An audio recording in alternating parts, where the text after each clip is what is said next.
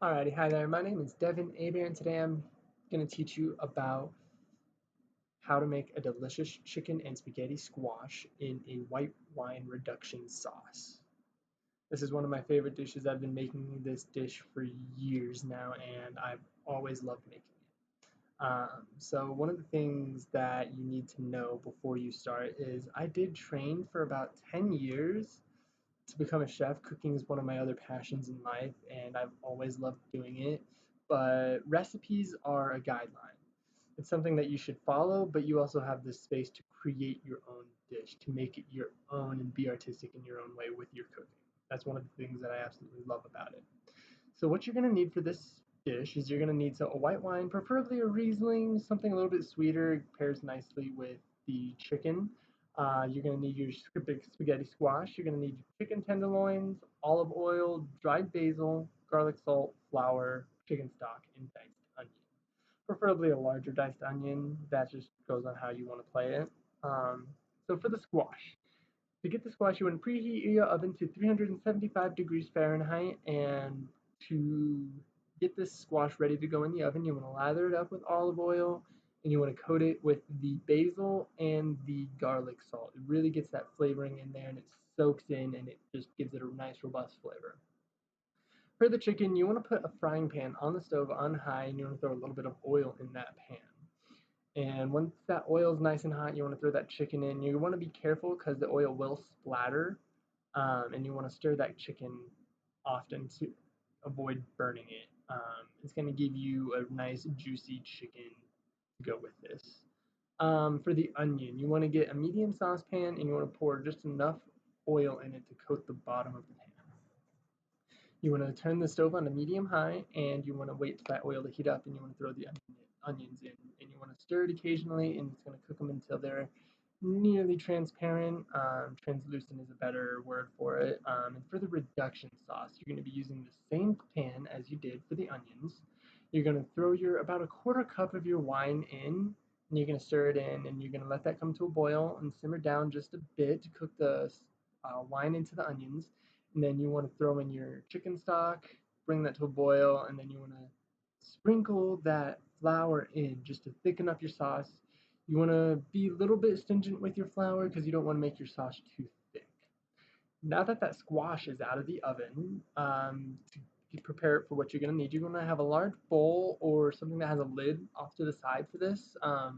But you're going to cut that squash in half and you're going to take a fork and you're going to kind of rake it. And then you're going to spoon out all that spaghetti. Um, the next step with the chicken is you have a couple options. You can either throw the chicken in with the spaghetti squash, either full as that chicken tenderloin, or you can chop it up. It makes it a bit easier to eat when it's chopped up because it's a bit more bite sized. You can kind of swirl it in with that spaghetti squash, and it really makes it a lot easier. So you're gonna put that spaghetti squash and that chicken in the bowl, and you're gonna throw the sauce in as well. You're going to throw a final seasoning of some garlic, salt, pepper, and basil, and you're going to shake it. And you can shake it as rigorously or as unrigorously as you want. You just want to make sure that everything gets coated with that sauce and that sauce gets dispersed throughout there. And that's ready to serve. Now we need to talk about the sides. So there's a variety of sides that pair very nicely with this dish. The one that I primarily gravitate towards is cheesy broccoli. It's really good. Some of the others that pair really well with it are potatoes. You can do mashed, baked, pan fried. Some mixed vegetables usually go pretty well with it as well. The broccoli, there's two ways to do the broccoli. You can either get it pre-purchased, pre-made at a store, like Walmart. You can just pop it in the microwave in those little bags, or you can make it yourself. I prefer to make it myself. It takes a little bit longer, but it gives you a bit more of a fulfilling flavor and reward to it. So how to make it yourself? You want to get a pot and you want to put some water in the bottom of that pot. You want to put a small strainer in the pot for your broccoli. So you put that broccoli in the strainer, turn it on to medium high, and you let that steam cook the broccoli for about 15 minutes or so until that broccoli is tender. And then Velveeta cheese usually works best. I like to cut a bit off the block and then throw some milk in, make that nice cheese sauce. It goes really good. For potatoes, you have mashed potatoes, which is what we're going to talk about first. You boil the potatoes. The best way to get them to cook evenly is to wash them, peel them, dice them, and then put them into the boiling water. Um, Baked potatoes are really good as well. Really easy way for baked potatoes is you wash them, you stab them 4 or 5 times with a fork, and you put them in the microwave for about 5 to 7 minutes. Take them out, you flip them, and then you repeat 5 to 7 minutes. If that doesn't thoroughly cook them, you want to continue this process at about 1 minute intervals. Pan fried potatoes are probably the easiest you can do. Um, Really, it's just really simple. You want to chop them up, wash them off, chop them up to about bite-sized pieces.